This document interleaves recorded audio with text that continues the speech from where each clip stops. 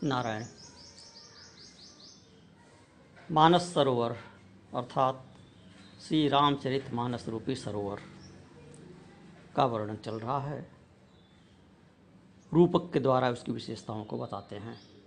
एक सरोवर से इसकी तुलना करते हुए इस सरोवर की विशेषताओं का वर्णन करते हुए आगे कहते हैं। जे गावहीं यह चरित संभारे, ते यही ताल चतुर रखवारे। सदा सुनहि सादर नर नारी, ते सुरवर मानस अधिकारी।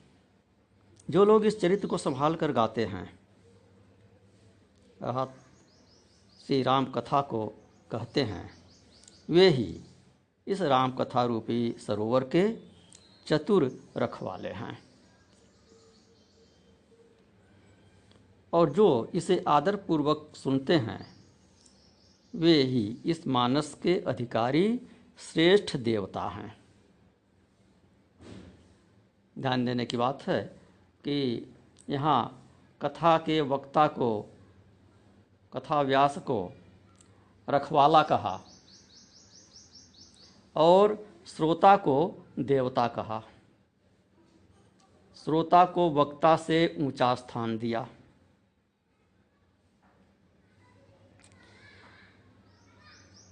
कथा करने वाले पर जिम्मेदारी है कि कथा में कोई अपदूषण न होने पाए, कोई विकृति न आने पाए, अर्थ का अनर्थ न होने पावे, इसलिए उनको रखवाला कहा।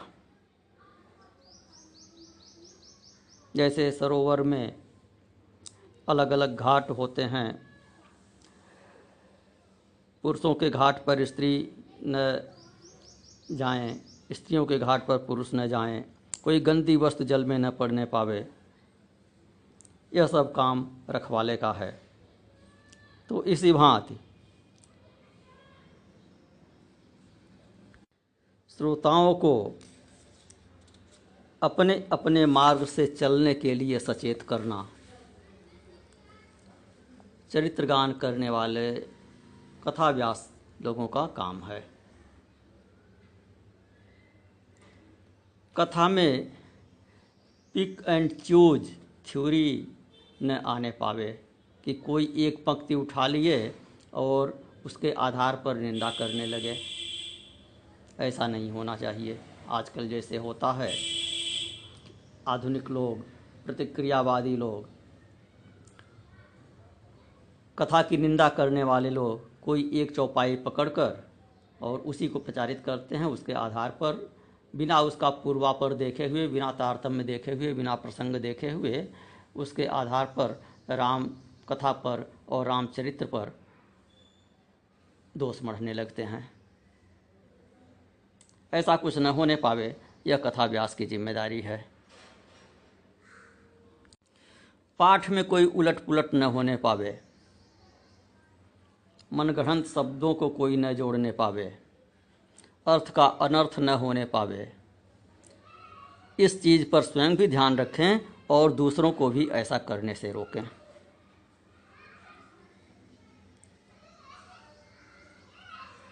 इसलिए चतुर रखवाले कहा।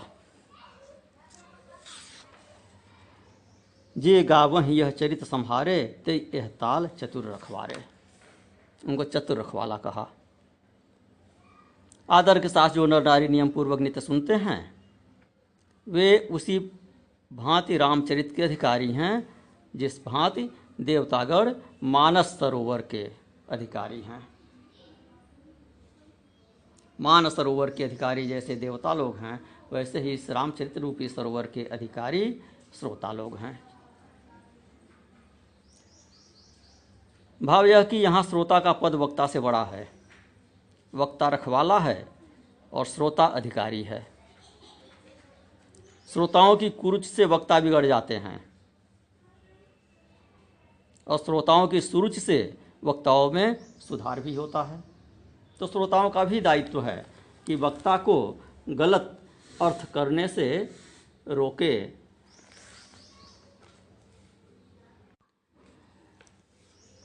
अनावश्यक मनोरंजन इत्यादि कथा में प्रविष्ट करने से रोके। आजकल संगीतमय कथा चलने लगी है, कथा कम होती है, गाना बजाना मनोरंजन अधिक होने लगता है, फिल्मी गीत उसी में जोड़ने लगते हैं, कथा की दिशा मुड़ जाती है। तो ऐसा न होने पावे, इस पर नियंत्रण रखने की जिम्मेदारी वक्ताओं ये श्रोताओं की भी है। जो खल हैं, विषयी हैं, इस तरह के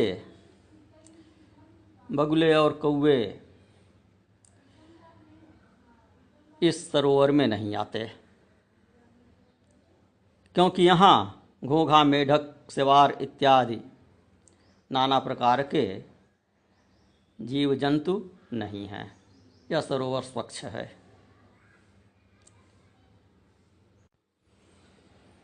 विषयी लोगों को विषय कथा प्रिय होती है, वे राम कथा में रुचि नहीं लेते हैं। पापवंत कर सहज सुभाऊ, भजन मोर ते ही भाव न काऊ, स्वयं श्री राम जी ने कहा। इसलिए यहाँ आडंबरी नहीं आते हैं। अति खल जे विषयी बक कागा, यही सरन कटन जाहि अभागा, संबुक भेक सेवा रसमाना, यहाँ न विषय कथा रसनाना। तेहि कारण आवत ही हारे, कामी काक बलाक बिचारे। इसी कारण से हृदय से हारे हुए यहाँ कामी काक और बेचारे बगुले नहीं आते हैं, और आते हैं तो ही हारे, हार कर आते हैं। कैसे हार कर? कहीं कोई जबरदस्ती पकड़कर लेकर चला आया, अन्यत्र उन्हें चारा नहीं मिला, बेचारे कहा, बिना मन के आते हैं। यही सर आवत अति कठिनाई, राम कृपा बिनु आई न जाई। इस सरोवर के निकट आने में बहुत कठिनाई है, वही आता है जिस पर राम की कृपा होती है। लोग कठिन कुसंग को नहीं छोड़ पाते हैं। सिनेमा दिखाने वालों से, पिकनिक मनाने वालों से, पार्क में घूमने जाने वालों के संग से वे छूट पाएंगे, उनका मोह छोड़ पाएंगे, तब तो राम कथा सुनने के लिए आएंगे। इसलिए कहा, कठिन कुसंग कुपंथ कराला, तिन्हके वचन बाघ हरि ब्याला। कि कठिन कुसंग जो है यह बहुत बुरा रास्ता है, जो उस पर चल पड़ा वह है वहाँ से निकल नहीं पाता है। उन कुसंगियों के वचन व्याघ्र और सिंह और सर्प हैं, वो निकलने भी नहीं देते हैं। इसके अतिरिक्त गृह कारज नाना जंजाला, तेई अति दुर्गम शैल विशाला। घर के काम और अनेक प्रकार की उलझनें, ये सब बड़े बड़े पर्वत हैं, अवरोधक हैं राम कथा के रास्ते में। एक पहाड़ पार किए तो दूसरा उससे ऊंचा पहाड़ खड़ा मिलता है। कभी आपको फुर्सत नहीं मिलेगी भजन करने के लिए। एक काम से छुट्टी पाए, दूसरा काम सामने पड़ा हुआ है, अनायास पड़ा हुआ है। वह काम आप कर भी नहीं पाएंगे, पूरा भी नहीं कर पाएंगे, किंतु वह काम आपके भजन में, राम कथा तक पहुँचने में बाधा बनकर पहाड़ की तरह से खड़ा रहेगा। वन बहु विषम मोह मदमाना, नदी कुतर्क भयंकर नाना। मोह मदमान ये बीहड़ वन इस रास्ते में हैं जिनको आप पार नहीं कर पाते हैं, और कुतर्क रूपी भयंकर नदियां हैं जिन्हें पार नहीं कर पाते। सारे कुतर्क भजन में, राम कथा के श्रवण में ही सामने आते हैं। इससे क्या होता है, उससे क्या होता है, इन्होंने इतना किया तो क्या हुआ, उन्होंने उतना किया तो क्या हुआ। पूर्व जन्म के कर्मों पर, प्रारब्ध की ओर ध्यान नहीं जाता है कि किसी ने कितना दुष्कर्म पहले किया हुआ है, उसके परिणाम स्वरूप इस जीवन के सत्कर्म भी उसको फल नहीं दे पा रहे हैं। अब उसको देखकर उल्टे इस जीवन में भी आप सत्कर्म न करें, दुष्कर्म की ओर चलते रहें, तो ये तो महामूर्खता ही है।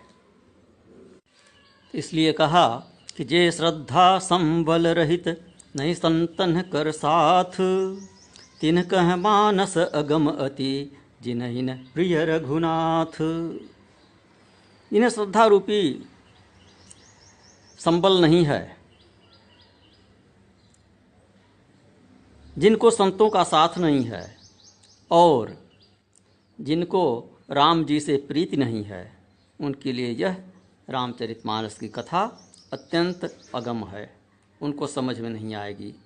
पहले तो सुनेंगे नहीं और कोई सुनाए तो समझ में नहीं आएगी।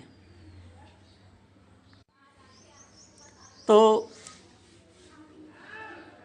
इस रास्ते में यात्रा के लिए 3 चीज़ें आवश्यक हैं। राह खर्च होना चाहिए, साथ में रास्ता दिखाने वाला चाहिए और यात्रा का लक्ष्य चाहिए। कहाँ जा रहे हैं, किस लिए जा रहे हैं, क्या गंतव्य है। तो इस यात्रा में आपका राह खर्च क्या है? श्रद्धा। श्रद्धा के बिना राम कथा की यात्रा नहीं हो सकती है। और रास्ता दिखाने वाला कोई चाहिए। वो कौन हैं? संत लोग हैं, साधु लोग हैं। वही रामचरित का मर्म आपको बताएंगे। अपने से चलने का प्रयास भी करें आप, तो हो सकता है कुछ अर्थ का अनर्थ कर बैठते हैं। ठीक मार्गदर्शन साधु लोग ही करेंगे, क्योंकि उन्हीं को रास्ते का पता है। उनका साथ मिले तो यात्रा होगी। और इस रास्ते का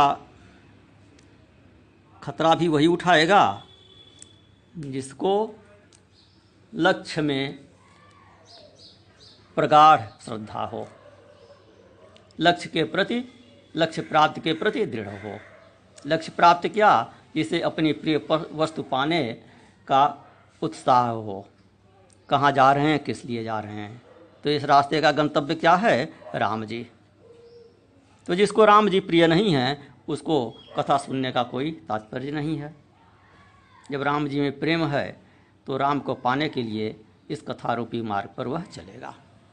तो जिसमें श्रद्धा नहीं वह नहीं जा सकता, जिसको संत का साथ न हो वह नहीं जा सकता, और जिसमें राम जी में प्रेम न हो वह नहीं जा सकता। जो करि कष्ट जाई पुनि कोई, जात ही नींद जुड़ाई होई। जड़ता जाड़ विषम उर लागा, गयहु न मज्जन पाव अभागा। कहते हैं कि यदि कोई मनुष्य कष्ट उठाकर यहाँ तक पहुँचता भी है तो यहाँ जाते ही उसे नींद रूप जूड़ी घेर लेती है। सिनेमा देखेंगे, डिस्को देखेंगे तो नींद नहीं आएगी, किंतु भगवान की कथा सुनने बैठेंगे तो तुरंत सबसे पहले नींद का आक्रमण होगा। तो यदि श्रद्धा कमज़ोर है, संतों की प्रेरणा नहीं है, भगवान में उत्कट प्रेम नहीं है, और किसी कारण से, किसी प्रेरणा से कथा सुनने आए भी तो विशेष लाभ नहीं होता है, क्योंकि उसे नींद आने लगती है। नींद जुड़ाई हुई, जूड़ी आने लगती है। जूड़ी का मतलब ठंड लगने लगी, स्नान करने का मन नहीं कर रहा है। तो इस रामकथा रूपी सरोवर में वह स्नान नहीं कर पाता है, नींद रूपी जूड़ी उसको आ जाती है, आचमन नहीं कर सकता है, और नींद आने के कारण कुछ कह सुन भी नहीं सकता है। जाड़ा कलेजे में बैठ जाता है, जड़ता जाड़ विषम उर लागा, हटता नहीं है। तो यहाँ आने पर भी फल सिद्धि नहीं हुई, इसलिए अभागा कहा। गए हुन मज्जन पाव अभागा।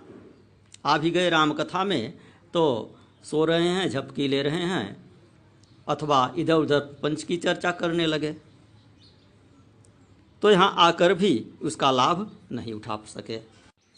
फिर क्या होता है, करिन जाय सर मज्जन पाना, फिर आवे समेत अभिमाना, जो बहो रिपु पूछन आवा, सर निंदा करिता ही सुनावा। कि उसे तो उस सरोवर में स्नान किया नहीं गया और न उसके जल का आचमन किया, उल्टा अभिमान के साथ लौट आया और कोई पूछने लगा तो सरोवर की ही निंदा करने लगा, उल्टा पुल्टा समझाने लगा। ये सब बाधाएं उसको नहीं घेरती हैं जिस पर राम जी की कृपा होती है। सकल विघ्न व्यापहि नहीं तेहि, राम सुकृपा बिलो कहीं जेहि।